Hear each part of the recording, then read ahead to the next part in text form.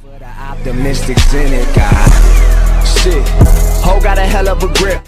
It's never a problem till niggas is ballin' and bitches they all wanna stick. Yo, it's TheGIBBYNATR. I just broke my record on zombies. Out of every single zombies map, this is my highest round I've ever been on. I got to round 61 with my mate Barney. I'll leave his channel in the description.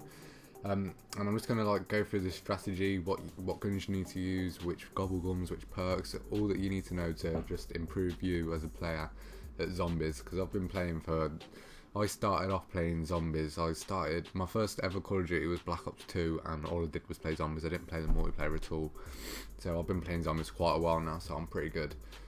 This gameplay that we got to round 61, this was 300 in the world, so that is I think that's amazing, to be honest.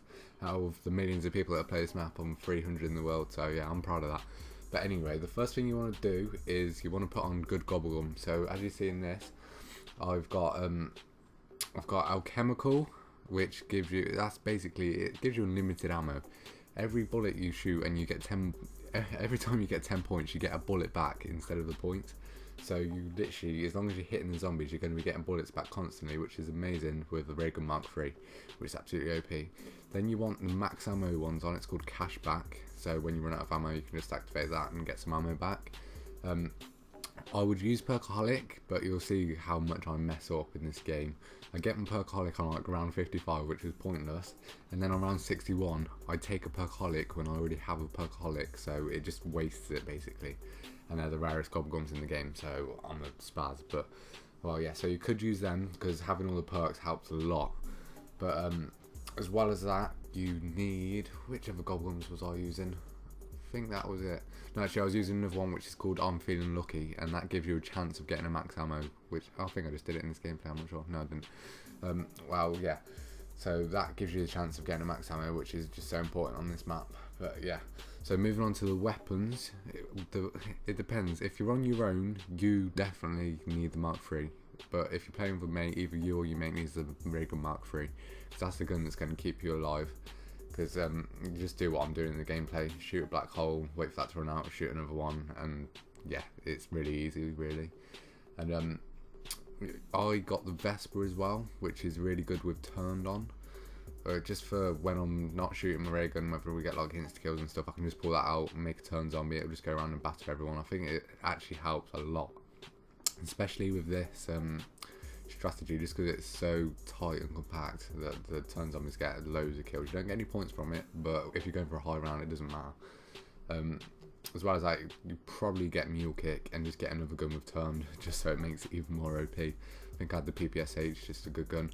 But if you're the other player that doesn't have the ray gun, what you want to do is you want to get that Vespa and you want to put dead wire on it. That is the best like double pack a punch you can get. It's really good because it's like activates like really easily because you get it so many times, and it's really effective as well. It can kill like probably up to 9 zombies with one dead wire if they're close enough. So you just want to be spamming that and then going over buying ammo when you make shooting the ray gun. You just want to keep doing that. As well as that, I'd probably go for like a sniper rifle, just because there's quite a long range of sight, a long line of sight on the right hand side, so you can just easily pick people off.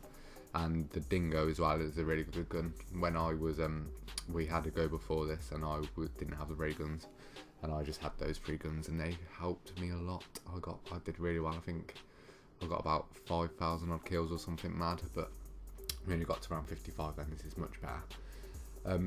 And then yeah, so there's the guns and gobblegum sorted. Now you just need to know the strategy. And as you can see, there's that gate in front of me. What you want to do is leave that closed for as long as possible. The zombies will glitch out on the far window, and they'll just get stuck in there. But yeah, it's really annoying actually, because it slows the round down so much. We were going really quickly, but then it got completely slowed down because of that. It's really annoying. So we end up actually going to camp somewhere else, but this is the perfect place. I'll explain why. Because there's the shield, there's Vesper ammo, and there's a trap. That is literally perfect. And there's only, what, 3 places for them to come from, so it's really good. So, because when you run out of ammo, you can easily just run over to the Vespa. If you completely run out of ammo in your other guns, you can get a shield and just use the shooting on that. And you can turn the trap on. You also, one of the most important things I almost forgot, is that you need the Gauntlet of Siegfried, all these things I'm saying, if you don't know how to get them, you can easily go on YouTube and just type them in. But this is like an old map now. I'll be doing loads more like strategies and stuff for the latest map because I'm on Xbox. I haven't played it yet. Yeah, but and as well, another helpful thing is don't pick up nukes or anything, because there we go, he just picked one up. But if you leave the rubbish drops, you're more likely to get max ammos later on because you're just leaving them. And yeah, so this is the what's it called, the Gauntlet of Siegfried. It's weaponized 115 punch. It's really good, like seriously overpowered. They did get trapped in the other window though, so it wasn't as effective as it usually be, but still it's really good. What else is there that I need to cover? I think that's it. And just the trap, turn the trap on whenever you can. It will make a noise when you can turn it on, and that literally kills millions of zombies, which just reduces the pressure on you, which is really helpful. But if you want to see more zombies, if you've got any questions for me on or if you've got anything to say that's how I can improve this, because I'm not that good at zombies, I can obviously improve and play a bit more. But if you've got any tips that you can give me, I'll definitely have a look at them and take them on board.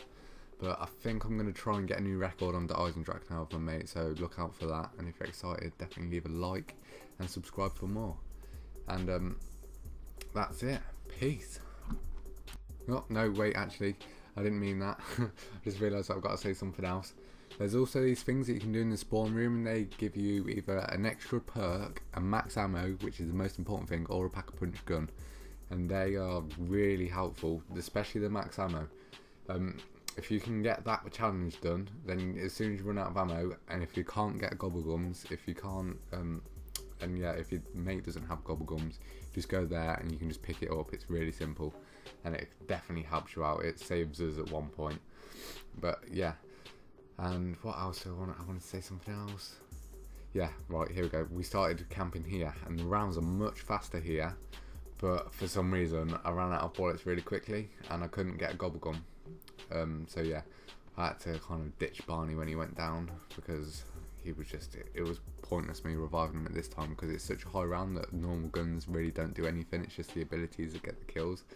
So just bear in mind that when you're playing, that your guns will be really bad. So just trust me that the Vesper is the best gun to have. It might feel really crap, but it is definitely the best gun, just because you can keep buying ammo for it. And that's the negative of this place. There's no ammo, there's no shield, there's nothing. But anyway, as I said before, if you enjoyed the video, please leave a like and definitely subscribe for more. Peace.